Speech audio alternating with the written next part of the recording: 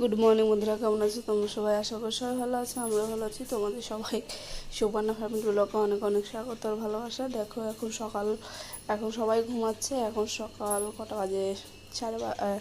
সাড়ে সাতটা টাটটার মধ্যে আমি বাজে। তোমার দাদাভাই এসেছিলো জমিতে জল দিতে, তাই আমি ভাবলাম যে একটু ঘুরে আসি আর দেখে আসি কতটা কাজ কী দেখি হয়েছে। তাই তোমার দাদাভাই পিছন পিছনে আমি আসলাম আর এসে দেখি জল দিচ্ছে।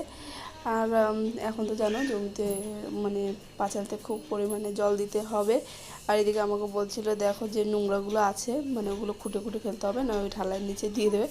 তাই আমি ওগুলো কিছু ফেলেছিলাম, খুঁটে খুঁটে ফেলছিলাম যেন ঢালাইয়ের নিচে না আসে। অনেক কিছু ছিল, ওই ওরা যে খড়রা মররা কী সব খায়, পুরি পুরি ওই সব উঠিয়ে উঠে ফেললাম। আর এসে ভাবছি একটু আজকে চা খাই, কারণ আমার শরীরটা একটু ভালো না।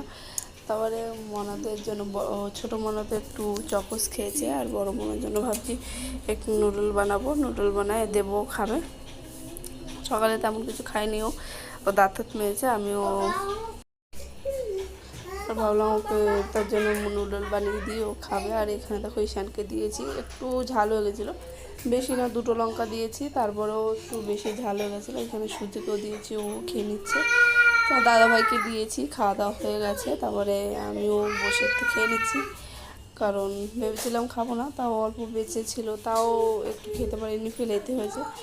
ভেবেছিলাম যে ওই সাইডে বাচ্চাগুলো আসে, যারা খাবার চাইবে যদি আসে তাহলে ওদের দিয়ে দেবো, কিন্তু ওরা যখন খাবার থাকে তখনই আসে না। তারপরে যখন পাঁচটা এসেছি তখন আমার ফেলে দিতে হলো।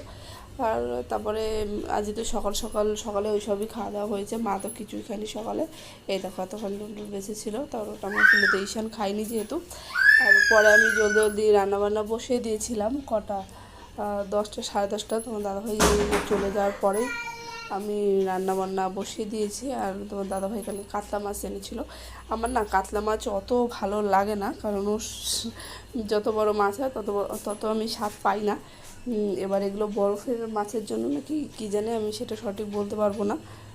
আমাদের একটা জিনিস শেয়ার করি, দেখো আমরা ঘরে কাজ শুরু হয়েছে 1-1.5 মাস হয়ে গেছে। আমরা এইটা করে জল দিই, তাও দেখো এখনও পর্যন্ত এটা বেঁকায়নি। আজকে ওনারা নিয়ে গেছে আর নিজে দেখো কীভাবে বেঁকিয়ে এনেছে, আর এই যে কীভাবে চিহ্ন চিহ্ন করে দিয়েছে। আবার এই দেখো, বলো, এই দেখো এই যে মশলা কষাচ্ছি। এখানে তো পটলের নুন হলুদ মেখে রেখেছি, কত দিন হয়ে গেছে।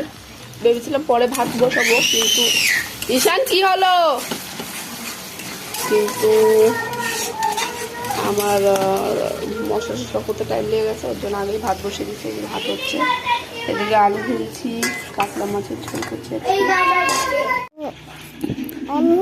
তুমি তোমার শরীর ভালো আছে? ঝোট অনেক ভালো আছে, একটু খারাপ আছে, খাচ্ছে যাচ্ছে না, অনেক ভালো আছে বাবু। আমার বাবু ভালো আছে।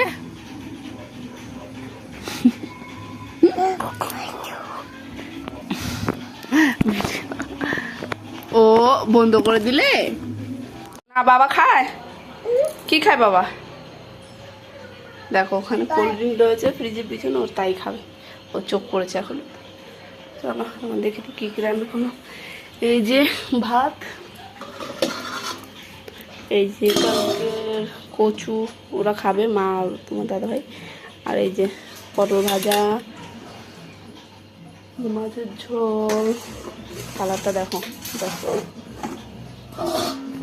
চলো এখন আমি স্নান করে আসি। এদের স্নান করে দিয়েছি, একে শ্রুতিকে ঘরটাও মুছে নিয়েছি, দেখতেই পাচ্ছ। স্নান হয়ে গেছে, এই যে মাথা ধুয়ে দিয়েছি। চলো এখন আমি স্নান করে আসি, তাহলে এটা খাবো। হ্যালো বন্ধুরা, আজকে রাত্রে খেয়ে নিয়েছি আমরা, দুপুরে যা যা ছিল শুধু ভাত রান্না করেছি, ব্যাস হয়ে গেছে। তাহলে বন্ধুরা আজকে ভিডিওটা আমি এখানে শেষ করছি। তোমার সবাই ভালো থেকো, বাই, গুড নাইট।